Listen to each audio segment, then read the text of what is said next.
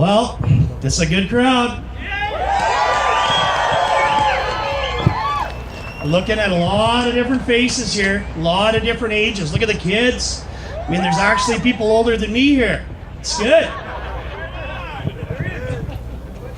So, my name is Garett Schimdt. I'm the chair of Levy Trails, director with Alberta Off-Highway.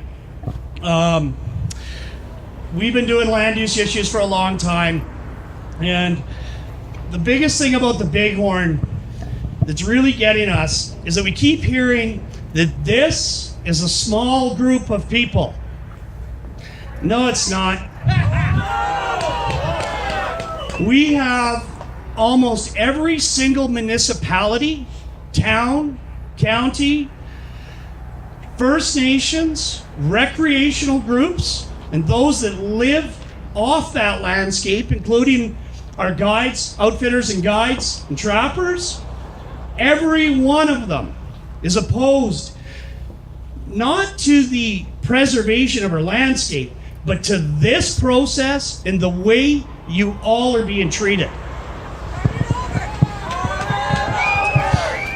And that's the really big thing, is that you guys, all of you, are being vilified because you simply disagree. And that's completely unacceptable in today's society. Completely unacceptable.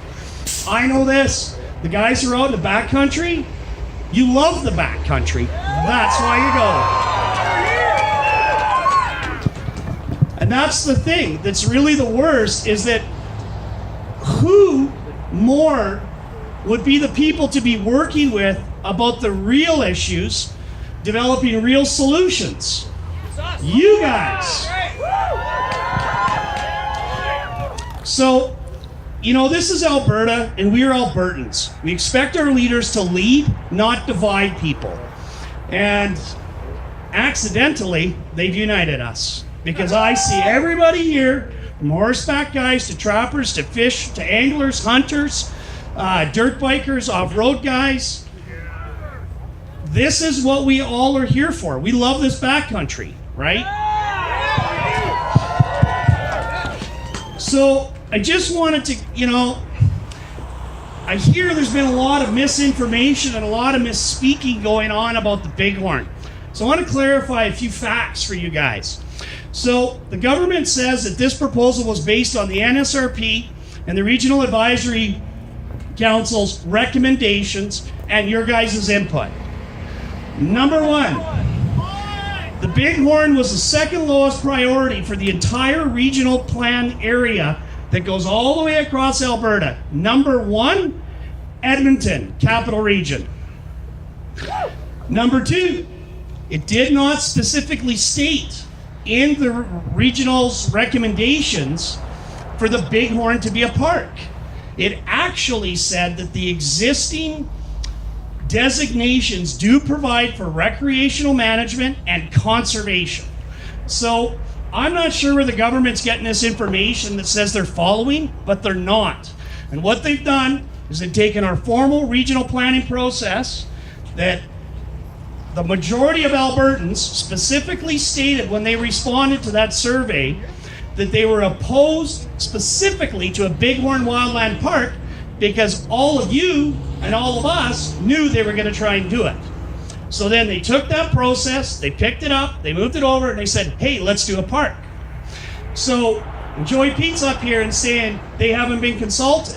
When Ram Cole says they haven't been consulted, and the government says, well, we have been consulting people. Well, you were consulting with them on the regional plan. That's not this plan. This park plan is completely separate.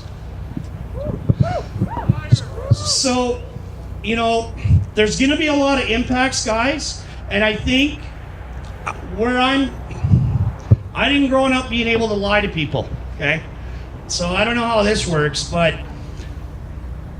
if the West Country becomes a PLUS, the government has stated that all remaining access is going to be fine. Everything's going to stay the same.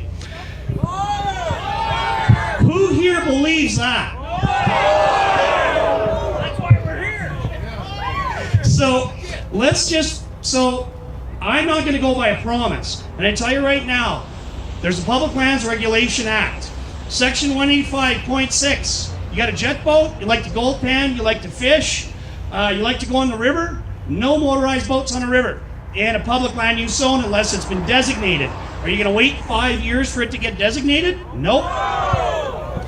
185.3, no motorized OHVs of any type on a non-designated trail. Who here wants to wait 5 years to get a trail designated?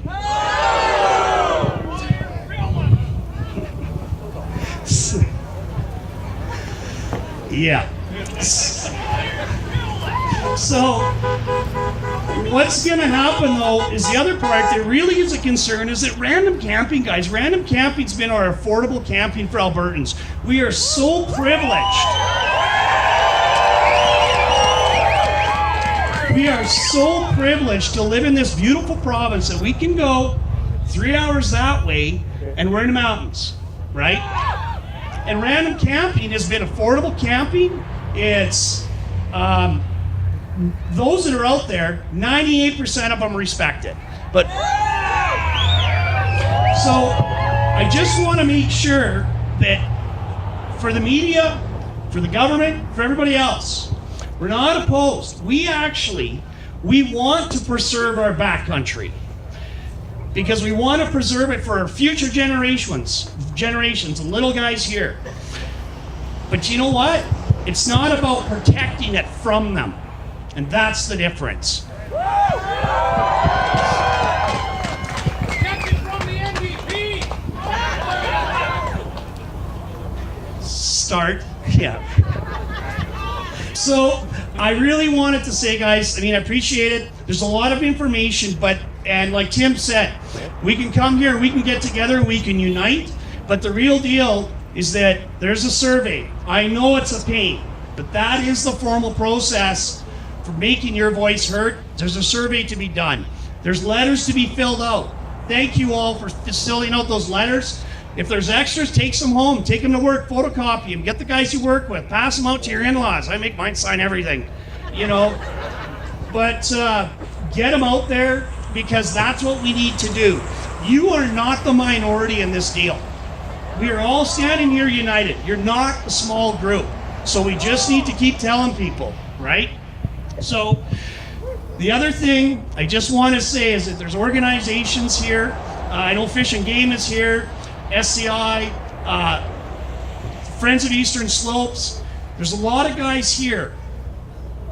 I want everybody to give a big round of applause for all of the groups that are actually in that backcountry, taking care of trails, doing stewardship, building bridges, and building all of that so we, the public, can enjoy it.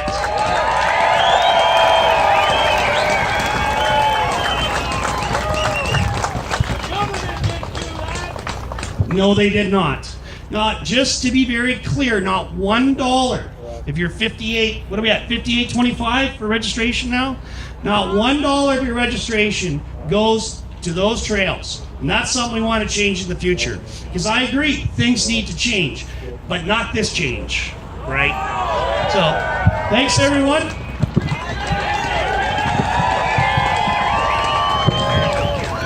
Thanks, Garett.